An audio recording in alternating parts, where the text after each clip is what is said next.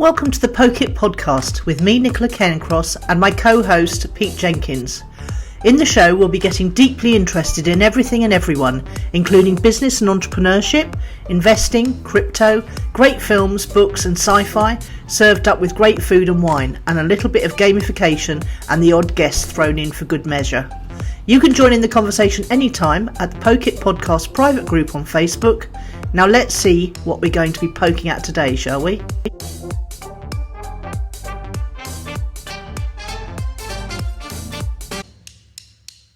Hey. Morning. How are you?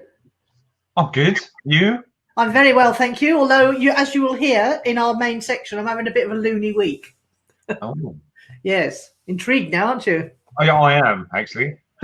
Even by my standards, this week is particularly loony.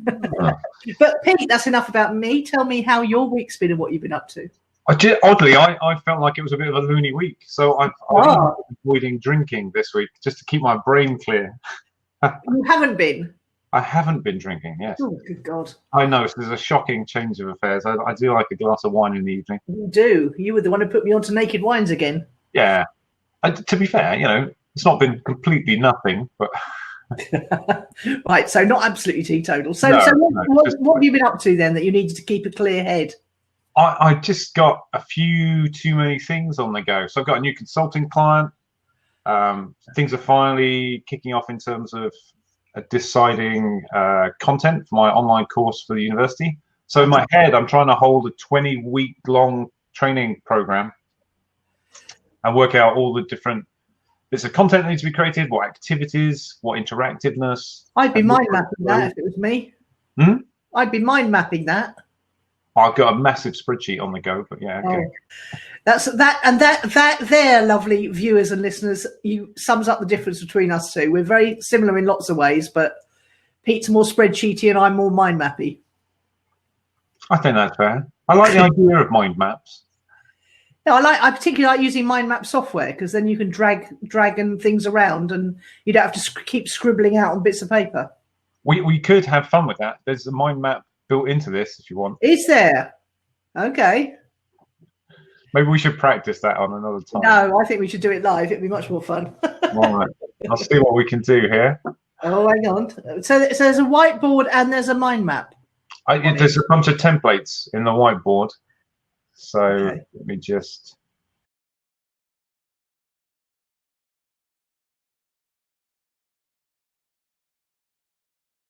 Okay.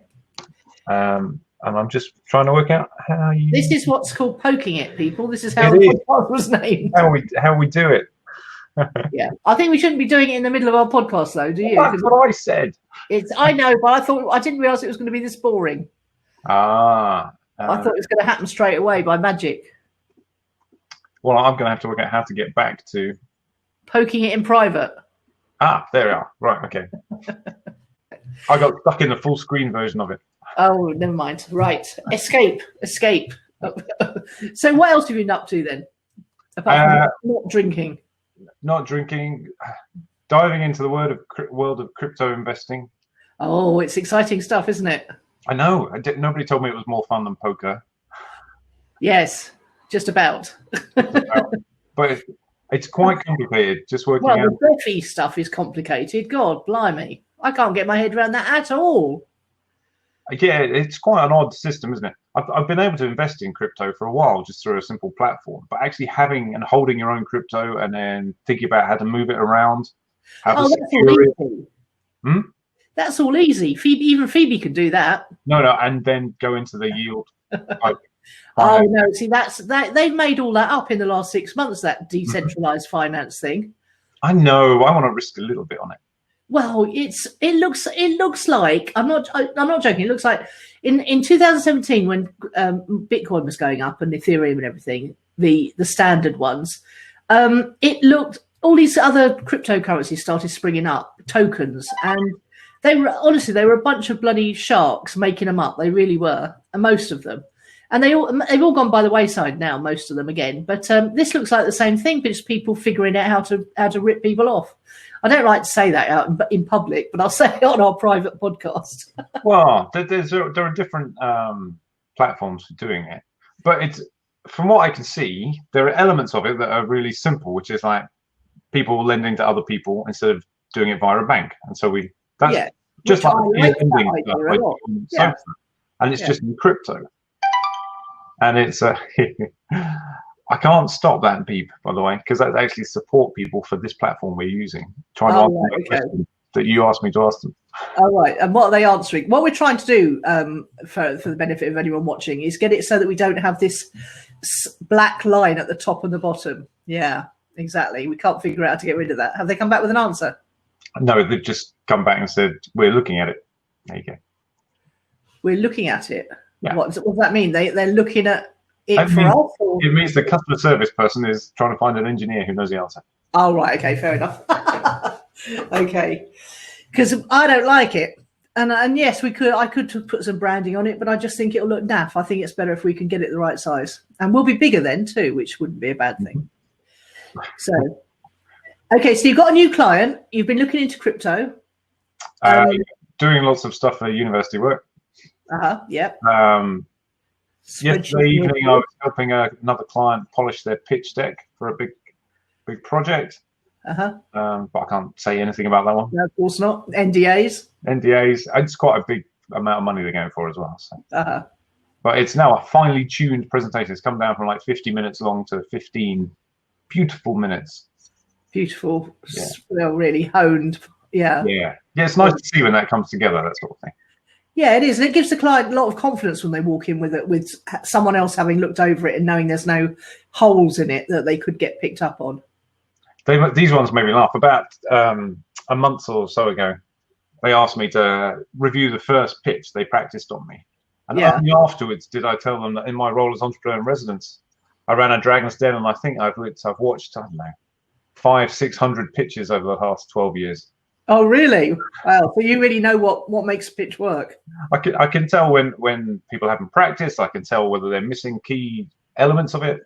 Like, the favorite one that every pitch needs is traction, which is where you're proving that there's an audience or a market for it in some way, shape, or form. And if it doesn't have any traction, people are just like, well, you just made it up. So when you say traction, you mean that they've actually tried it out in the real world and got people interested? Yeah. So not necessarily tried out, but you might have like expressions of interest. You might have a potential supermarket chain on board, or you might have actual clients, just a few. Other investors. Other investors, yeah. Also, and sometimes it's just the team that you brought on board. Yeah. I was able to they're working for someone else. Yeah. So traction is basically proving there's something there that you can do things with. Yeah. I mean, the best traction of all is, we've already got clients. Yeah. Because actually getting the first client is the hardest thing in any business, isn't it? I mean, I've read countless business books on how to get to that point, and it's a magical thing when it happens. Yes. When we started this business 20 years ago, we did the first 1 or 2 clients for free, just so we had clients. Yeah. And it's a good learning process at the same time. And you get testimonials. And then you get testimonials. Yeah, so you only agree to do a free client if they're going to talk about it, if it goes well. For a certain period of time, yes. Otherwise, you have to have a very awkward conversation about them moving from free to paid. Yeah. Free to fee, as they call it. Yeah. Yes. Yeah, first year free. Or it depends on the service, doesn't it? So. Yeah. So anything fun? Anything, have you seen any good films? Watched any good books? Watched any good books? Yeah, whichever. Actually, the most exciting thing for me was I've finally seen a trailer for the new Dune movie. No. Yes. Is it good? It is. I've tagged you in it on Facebook, actually. Oh my God, I can't wait. I'm so looking forward to this. Is it good? Does it make you want to watch the film? It does, yes. Is it epic? Oh, I think they're going for epic in scope. Yes. Yeah. Oh my God, that's so exciting. Oh, I want to go and watch it now. We could do some sort of trailer preview. Oh, I like that. That's a review of the trailer.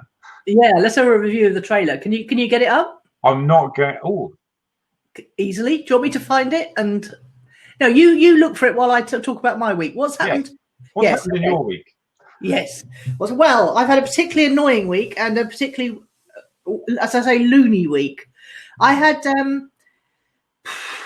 as you know, I'm quite deep into the world of finance at the moment, and I do watch a lot of stuff that's sent to me by my mentor. And some of it comes together. You pick up different bits of things from different places.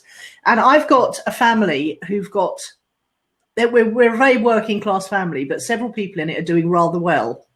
And several people are doing things like selling businesses, and they're going to have big chunks of money in the bank. One is suddenly become a successful YouTuber where they're earning unreal amounts of money for what they do. And some people are selling properties at the moment, so they've got big chunks of money sitting in the bank from property. And I know it shouldn't, and I know I shouldn't care, but it's keeping me up at night because I'm worried sick about them keeping all these big chunks of cash in their bank accounts. When I am pretty convinced from my things I watch that there's some kind of reset coming to a digital currency. Now, Pete is probably he knows all this because I bang on about it all the time, the rest of the time. But it's looking like it's coming nearer to Christmas now, straight after Christmas, perhaps they're going to do this. And at first I thought it wasn't a bad thing. First heard about it last May in Vegas. Someone was there who works for the stock market, quite high up, knows lots of people in the Bank of England. And he said that all the banks have been put on alert to get a digital currency or to get ready for a digital currency. And I thought, well, that sounds good. That'll get everyone used to using digital currency, and then crypto will be, Bitcoin will be enhanced by that. But no, it doesn't sound quite so good. There's a bill going through Congress right now and also going through the Senate at the same time that's for the digital dollar to start in January. Yeah. And what I'm particularly worried about is that one day we'll wake up and our actual currency money, which is pretty worthless anyway, it's just bits of paper, will have disappeared, and it will have been replaced by digital money that we no longer have control over. So I'm trying to encourage the people in my family who have large chunks of cash just sitting in their bank accounts.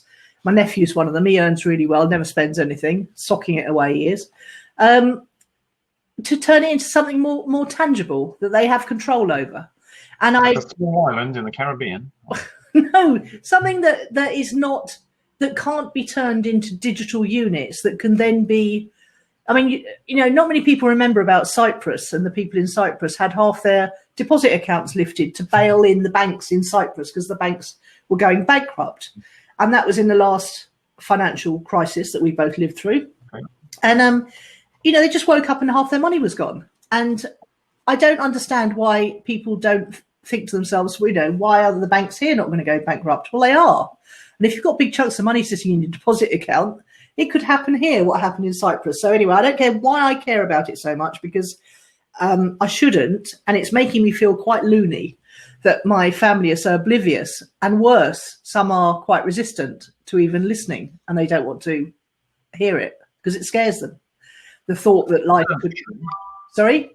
That's true. It's scary thinking of a change. It's a big change, isn't it? Yeah. And I've got a different approach to the same issue, which is it offends me having a large amount of cash in a bank account where the bank is making the money off it. Yeah. With you making money off it. And the point is, Pete, it's not actually sitting in a bank account. It's not there because they've lent it out already to someone else anyway.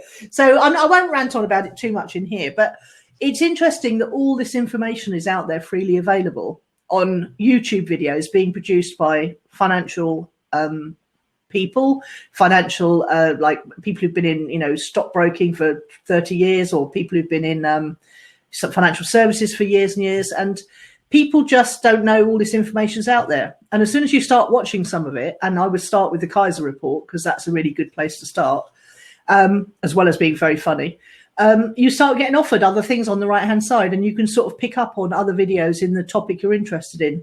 But so anyway, I was awake last night at 3 o'clock, 4 o'clock, and I just couldn't get back to sleep again. And I thought, I know what I'm going to do. I'm going to send everyone an email setting out, because I occasionally just fire things into family chat and stuff, and say, anyone going to fancy watching this? And I know they don't take a blind bit of notice, they don't watch it. So I thought I'll just tell it as a little story and see if I can get anyone at all to pay any attention at all. And then I've done my job. I've got it off my chest. I've told them what they need to know. And if they don't take action, then it's on their shoulders, not mine. So, but I think it's because I psychologically profile as a teacher, which is weird because I never wanted to be a teacher, but I can't help trying to teach us now. Yeah, well, I can't help trying to share the information I have with other people and to try and help them through that. And the thing is, you can take a horse to water, but you can't make it drink. No, I'm interested from a marketing point of view.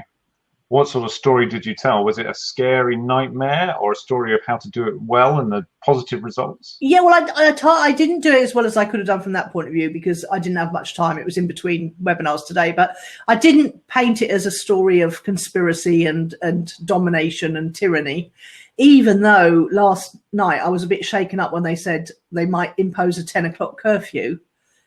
You know, they've already gone back to no more than six people gathering in private homes or outside, except we are allowed to go to work and we are allowed to go to school. Where's the logic in that? But now they're talking about a 10 o'clock curfew, and that is really bloody weird because it just doesn't make any sense at all. But I'm not going to carry on. So yes, that's the kind of. I've had a great week work-wise. I've had a great week personally. I did have to drive over to HSBC Bank in Worthing yesterday because they couldn't run me through security on the telephone to talk about my own bank account. So I had to drive to Worthing with my passport.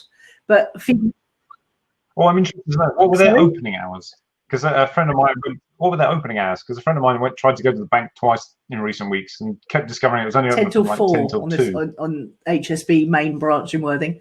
But we went to a really nice little cafe down Rowland Road. Phoebe drove me over and we had a lovely time. We went to a nice little cafe. We had a really nice low carb lunch, but totally lots of delicious things on a plate. The chat was very friendly. It was not too, it wasn't too heavy on the masks and all that stuff. So it was quite a nice little lunch out. I enjoyed that enormously. And I'm going to see my sister singing jazz on Sunday. So I'm getting out and about a little bit more. Yeah. Oh, that's very nice. It'll be in a garden in Hove somewhere. And she's singing with a jazz guitarist she knows. So it'll be nice, laid back sort of Ella Fitzgerald kind of numbers and things like that. Yeah. That's cool. So you book a garden nearby, and then you have your 6 people. 6 people to a table, apparently, but you can have more than one table. I mean, it's just bloody nonsense. It really is. Excuse my language. Don't even remotely get me started again, for God's sake. Have you found that trailer yet?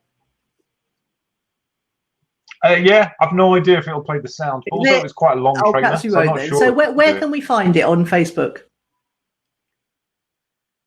Well, actually, it's on YouTube. So, yeah, just search for June official trailer. It's already had over 8 million views already since yesterday. Oh, that's awesome. Yeah. Well, that's really good. I think after because I sent an email today, and I feel like a weight's lifted off my shoulders now. So I think what I'm going to do now is I'm just going to concentrate on my business and sci-fi and jazz, and perhaps order some more fine wine, and just forget about everything that's going on. Oh, that's good, isn't it? That's a lovely mix. I've just finished the second one in this Salvation series by Peter F. Hamilton. That's my book of choice. I liked his Dreaming Void and the Void series. They were very good. Is this shaping up well, this one? Superb. Oh, I would say God, better than really? the Void series. There you go. Oh, lovely. Mm-hmm. I like him in also. I'm still reading John Connolly. Dirty South. Thoroughly enjoyable. Keep falling asleep and then waking up in the middle of the night, which isn't so good. But I have to listen to podcasts then when I try to get back to sleep, especially Australian ones. They send me to sleep quite quickly. I mean, I struggle with, shall we say, work-related books. In that, but I've gotten onto a new technique, which is I've been doing a monthly interview of an author of a book in my industry in gamification. And then in like the last 4 days before the interview, I have to read it cover to cover. Yeah. Questions.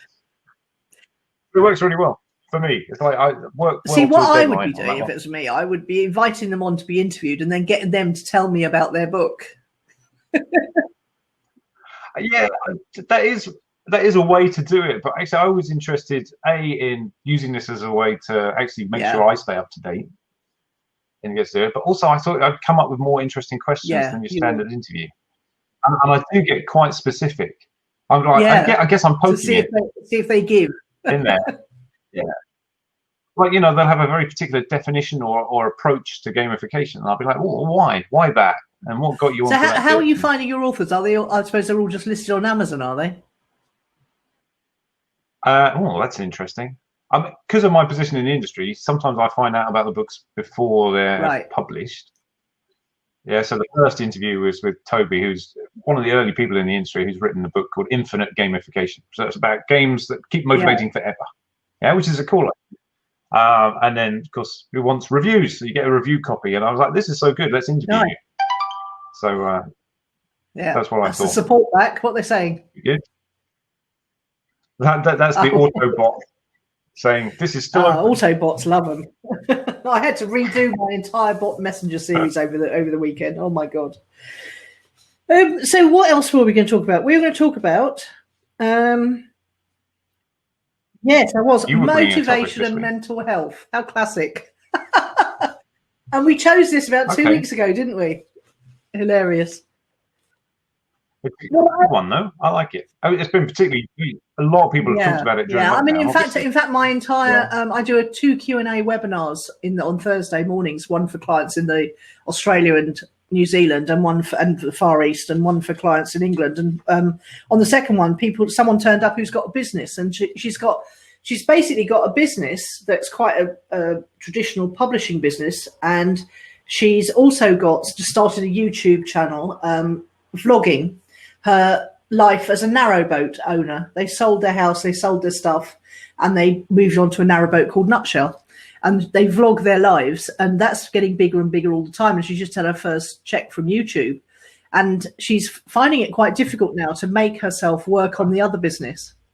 So we were exploring why she was feeling not demotivated, but why she kept making lists of things to do and then not actually doing them. So I'll come to that in a minute. So if I just sort of tell you the couple of points I made, and then you can perhaps talk about how you feel about it all. How would that be? Okay. I go with that. I'll see if I agree or not.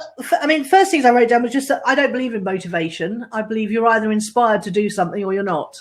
And it's very hard to motivate yourself to do something you don't want to do. But if you can find a way to make yourself want to do it, whether that's because of monetary reward, or it gives your life meaning, or it enables you to communicate with other people.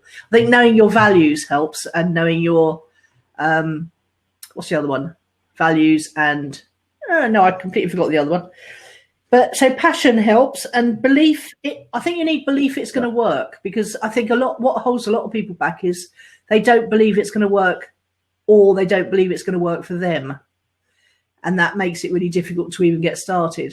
What do you think about all of that? Yeah, that's the one I struggle with. Okay, so I mean, I have a mix between time management issues and motivation.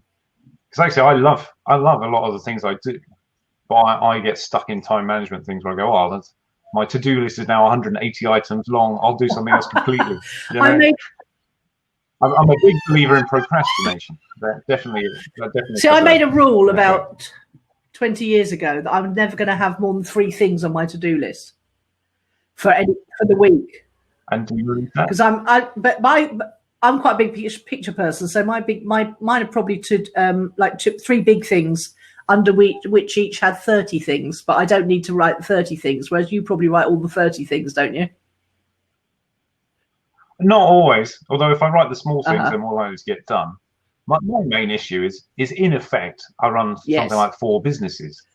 Now I've got a to-do list for teaching, a to-do list for consulting and training, a to-do list for my awards program, a to-do list for the conference I do, and then I should also have a to-do list for my other roles. So ambassador for the Chamber of Commerce, ambassador for GamFed, and export champion for the DIT, and all these have different impacting things. I used to be like that. I had 4 businesses, and then I saw the light.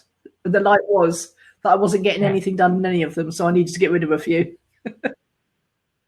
I completely forgot my joint venture with another company there as well. So no, it's too much, Pete. How is any one person supposed to hold all that in their heads? Well, you can't. That's why the to-do list is very long. Exactly. I'd sit down and I just feel overwhelmed.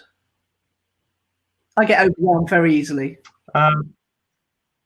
My trouble as well, even if I had an empty to-do list, I'm constantly thinking of new things to go on the to-do list. Like, oh, it would be a good idea if we did that. Have you ever done the wealth dynamics test? No. I've not done that It's the one What's that that teaches you your fastest route to the money based on your personal proclivities and temperament and everything. You're sounding very much like a creator mechanic to me, and I'm a creator star with a bit of mechanic. So, I mean, I know what's missing from my bag of tools, as it were. So one is visual design, okay, because I just can't hold images. I've got aphantasia. Yeah, no, this is the first admission of Pete's weird syndromes. Come on, Pete. Yeah, aphantasia, basically where you can't hold an image for any length of time or at all. Pretty much at all. Although if you can kind of bash an image into it repeatedly. But in essence, you can't picture stuff. You can picture like a concept, but not actual detail. Give us an example. You know, the test is whether you can describe a horse to someone such that they can draw it. And I just get like, there's a head, there's 4 legs, there's a tail. Done. No, I wouldn't be able to draw it from that and come up with anything. But I don't know if I could draw it and come up with anything that looked like a horse, even if you got more detailed in it. but I mean, the one that impacts me is that I would be hard pressed to describe what my daughter looks like exactly to someone, and I see her a lot, obviously. And so, how does that impact on your productivity then? So the key thing is, what I've realised is it means I'm pretty rubbish at putting together workflow, just diagrams. Oh yeah, I had to really teach myself that. I wasn't good at in the beginning, but I got better. So I often know what's needed, but I don't know how to put it down. So the hardest job I've done in weeks was yesterday planning out a 20-week course, because visualizing it is a tricky thing as a flow. So I have to keep going, physically looking at what I've got so far and looking at the gaps and going, all right, I know what. See, I need to see it all in one thing. I wouldn't be able. That's why spreadsheets don't work for me, especially ones where I have to keep scrolling around, because I need to be able to see something on one bit of paper, if you like. Well, I agree, but I think it's going to be difficult to get 20 weeks worth of content on one bit of paper anyway. Yeah, so I suppose. Yeah, well, that's why mind maps work for me, because you could sort of open each bubble and go further down, but you can hide them at the same time, so they don't get overwhelming. So why does your so how have you managed to get over this? Well, traditionally, I hire staff with those skills, so can't afford that at the moment because of COVID effects. But my last 2 main members of staff, one was very creative visually, and the other actually came out of the art and design school at the university. Yeah, so they were able to just create the visual. So did they take it from your spreadsheet then? Did you spreadsheet it out and then they took it from there? Yeah, I just took it from my head. So that's what makes it difficult. So for instance, pretty much everything I do in terms of awards and conference is very process driven. You know, award entry comes in, does it match certain criteria? When it hits a certain date, pass it out to the judges for marking, collate the results, work out who's won, send this and that, and create various bits of marketing and stuff from it. Is that documented anywhere? Okay. No. So what's to stop you talking into a camera then, and then sending that video to someone who could do it? So that's what I've been learning to do. Yeah. So actually, for the awards, I've got. I mean, one of my big decisions at the moment is: do I sell that whole part of the business, or do I take on someone? And I found someone who's process oriented to set up the document, set up the processes. And what we've agreed to do is 6 90-minute video calls where he'll take notes and transcribe it and turn them into processes. So that he's exactly the bit that's good. missing. And you can record these calls presumably, so that he because he probably better if he doesn't take notes at the time, but he probes deeper for the gaps of what you're saying. Yeah, cool. We're going to do both. Cool, basically. Brilliant.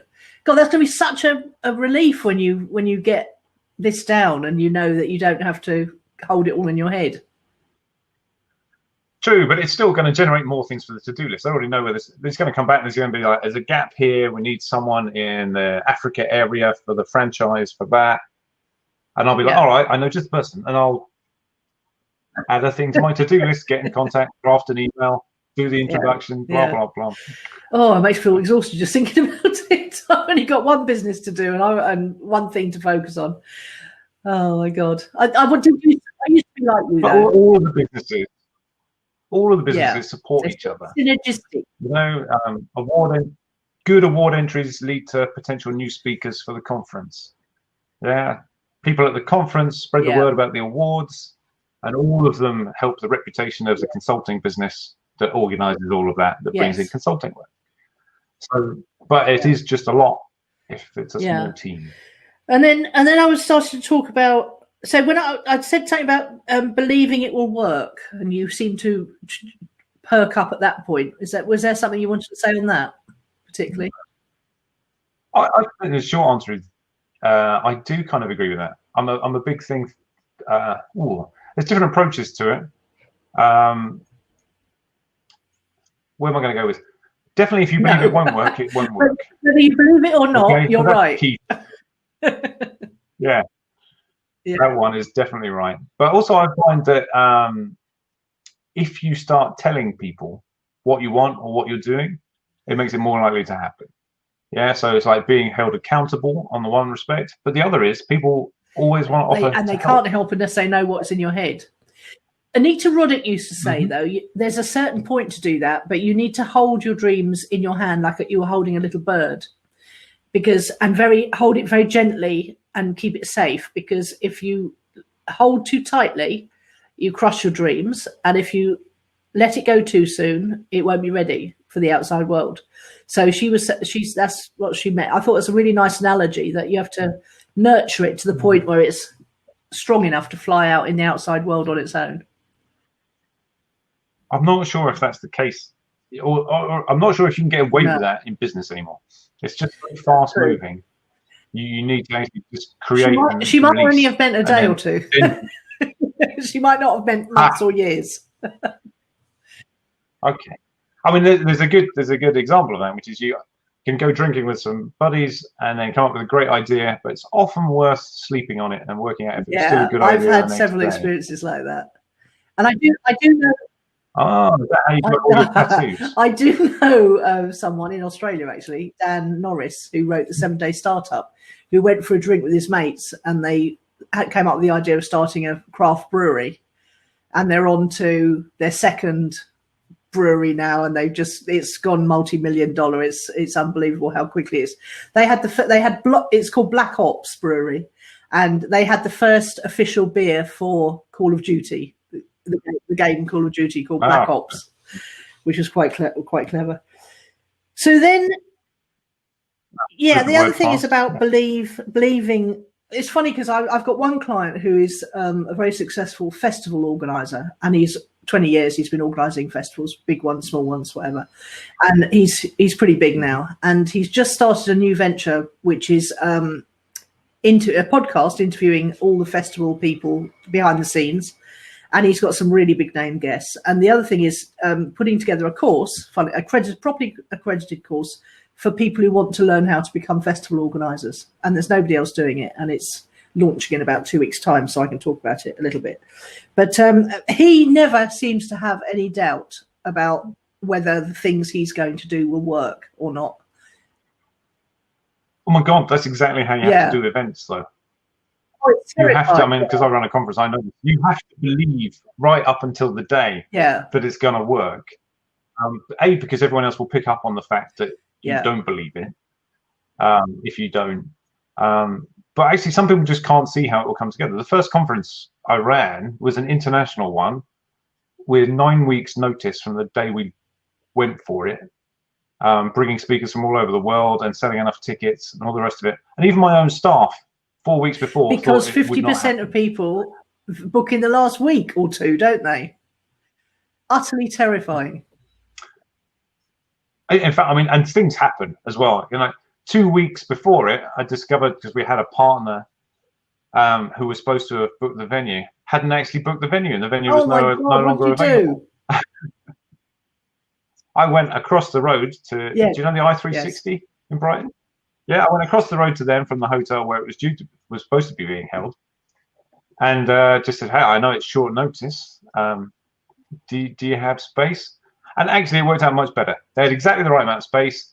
They had a gap. There was no way they could fill that gap with anyone else. So we got a fantastic deal, and it wowed all the attendees because you get a free ride in the I-360 up and down, and it ended up being a better thing. There was that moment 2 weeks before when people were like, funny.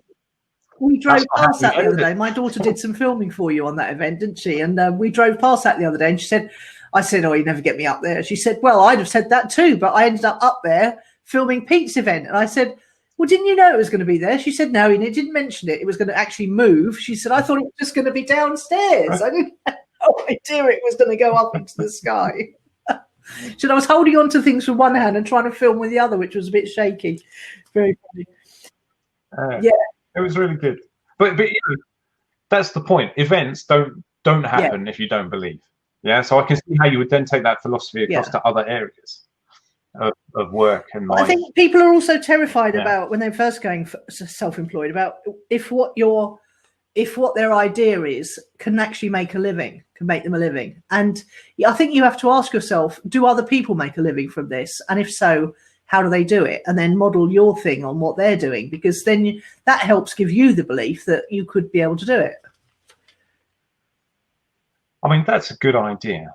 That sounds like doing research, though. Oh yeah, well, I'm not a research person either, as you know. But I mean, I think just thinking about, is there someone else making a living from doing this is a good thing to do, because that could, I mean, that's, you know, that kind of thought changed my life around completely when I was pregnant with Nelson. Phoebe was about 2, 1.5, and I remember thinking, you know, is there a woman who's 5'7" with brown hair, same sort of build, green eyes, doing what I want to do? And if there is, she, you know, they might have had things they were able to learn easier, or relatives who knew what to do or whatever. There's nothing to say I can't go out and find those people too.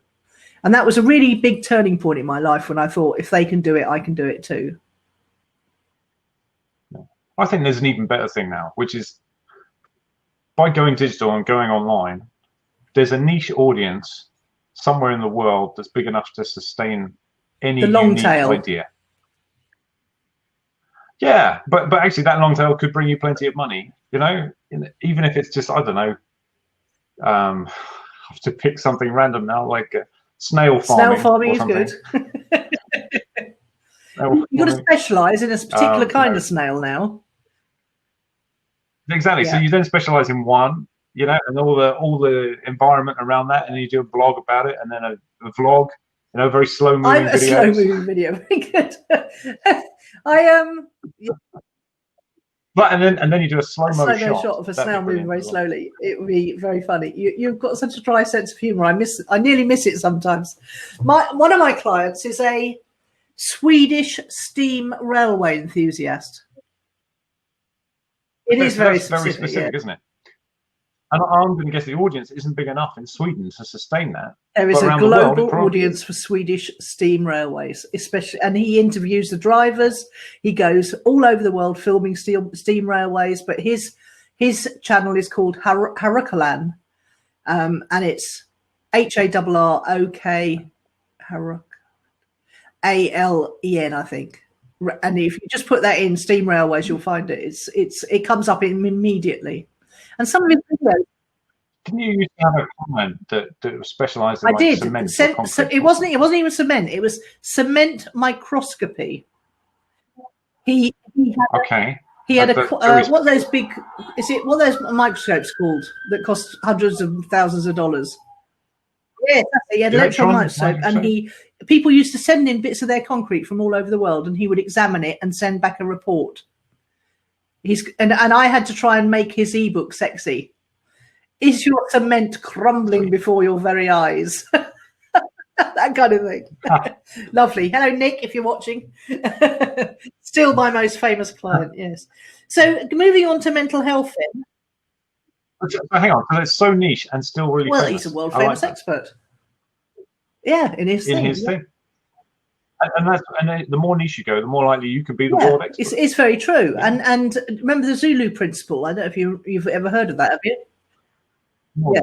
Okay, the Zulu principle is when, I can't believe I haven't said this on this podcast already, is when you say you want to study Zulus and become a Zulu expert, you basically would go to your local library and you would get out, in the olden days, people, when we went to libraries, you'd get out all the books on Zulus that they had, and you become probably an expert on Zulus in your family. Then you'd go to the county library and you get out all the books on Zulus that they had, and you'd probably become an expert on Zulus in your town. And if you went to the London, the museums and the London Library, and you studied everything they had on Zulus, you'd probably become close to becoming an expert on Zulus in the country.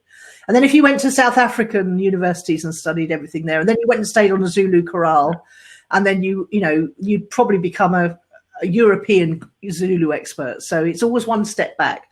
And if 20 years later, you're probably going to be invited on Joe Rogan to talk about Zulus. But it's just about getting really, really, really specific. And he applied that to stock trading. He said, don't try and learn about the whole stock market, just become, which is what I'm trying to do. I'm trying not to get distracted by decentralized finance tokens and just concentrate on Bitcoin. What is Bitcoin doing? Ethereum, perhaps a little bit, but not much. I want to really focus on Bitcoin. What's the price doing? Who's doing what in the space? What's the apps that are going to be made on top of it? So I become a Bitcoin expert. In my family, at least. Very clear. Except they don't want to know, most of them. Anyway, moving on to mental health, which is a good time to do it. Yeah, I've got down. I mean, you were talking about motivation as well, so I've got to be really careful I don't get carried away on this one, because gamification is basically motivation, but using game elements to do it. So I've studied quite a lot. Well, you studied abroad as well, didn't you? So you did exactly what we've been talking about. Yeah, but online. You became an expert on gamification, first of all within your own circle, then within your own family and friends. Then you became so expert they started asking you to teach at the university. Is that right? Actually, I was already teaching entrepreneurship at the university. But the first thing I did was like 4 weeks into gamification, I gave a public talk on gamification. So that speeds you up quite fast in having to learn your stuff. So and you studied, was the University of Wharton, was it? At the Wharton Business School, University of Pennsylvania, but it was all online, even back then. So, which is, I like it. Democratically available course content for whatever your niche is. There is, and you can. Well, it's like I was saying earlier. If you want to learn about anything, just start watching a YouTube video, and it will start suggesting other stuff.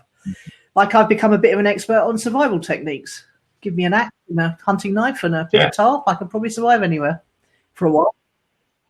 What would you do with that spider? Very funny, Pete. Very funny. That is a plant. Luckily, Pete knows I've got a spider phobia so big it's unreal. I hate to survive this. So, mental health then. How do you keep yourself? You said you've had a loony week. What things do you use to keep yourself safe? Okay, so I these days, having studied quite a lot of it, I use some fairly scientific approaches, but the main one is exercise. Okay, and raising your heart rate particularly, okay, rather than lifting weights or anything else. If you raise your heart rate for like 10, 15 minutes every day, then you're getting neuroscience benefits from it, okay?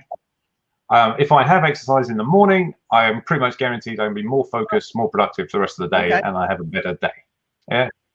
And I'm rubbish at doing it at the end of the day. We all are, because our motivation's gone out the window because we've had to make too many decisions, which...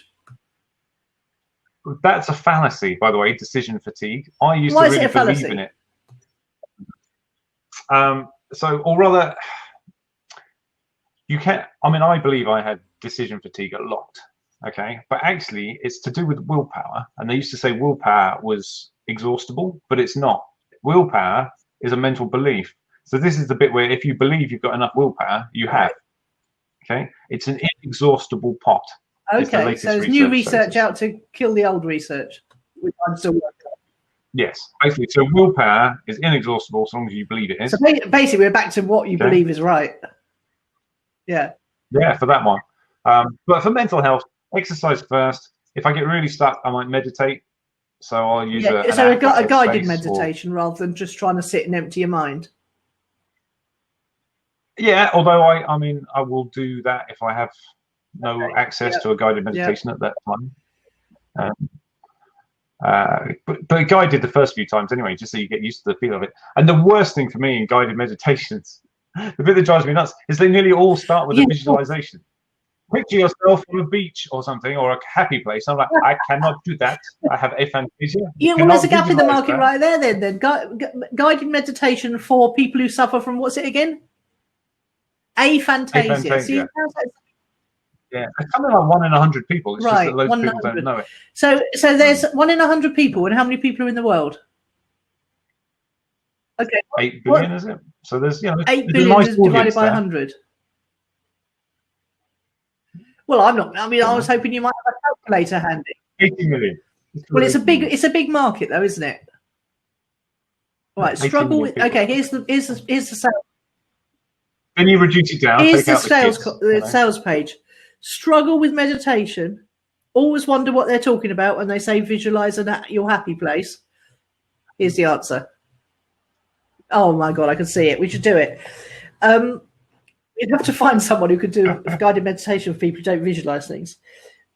So I've got my first two are meditation, which I honestly didn't think anything of until I read all the studies about brain scans and how it reduces your amygdala and enhances your prefrontal cortex.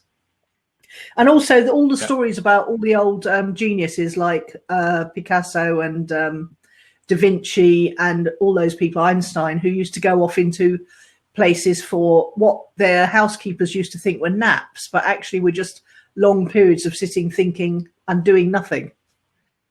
So that, journaling.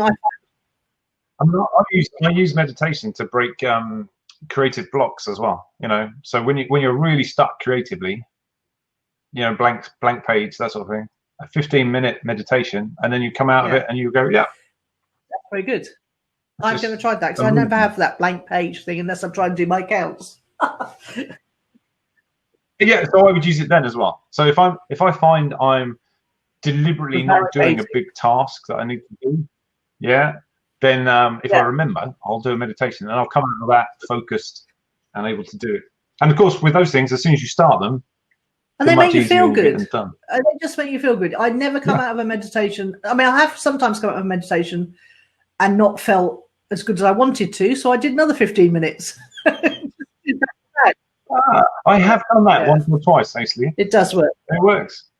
I don't think I've ever done a long hour or hour and a half one. But that sounds like an utter luxury. So I started before meditation. I started journaling. I know exactly when I started. It was 18th of January 2011, and things were at a particularly low ebb. And I was living in my sister's spare room in Hove, and she'd just gone away to Paris for 3 weeks. And I was thinking, I don't know how I'm going to cope being on my own for 3 weeks and feeling like this. So I started journaling, and now I do it more spasmodically now, to be honest. I've always got a black moleskin diary. I like the feel of the pen and on the paper, and it's a blue pen, by the way. I mean, I've got black pen here, and don't like it at all. So it spoils the pleasure of it for me unless it's a blue pen. And I like a really sharp nib too, so that the indent of the pen on the paper is a very tactile thing. And but I just start writing, and I write, and I write any old nonsense till it's all out of my head, and I feel better. And it definitely makes a difference. And I've had to burn hundreds of them because I write honestly in them, and I don't want anyone to find them ever. So, and then there's listening to podcasts, as I said last night. Listen to Australians, particularly. They send me straight to sleep for some reason. The Australian accent. So I finally found yesterday a way to put podcast listening into my life. So I'm really pleased. So I've done. So what? When are you going to do it? How?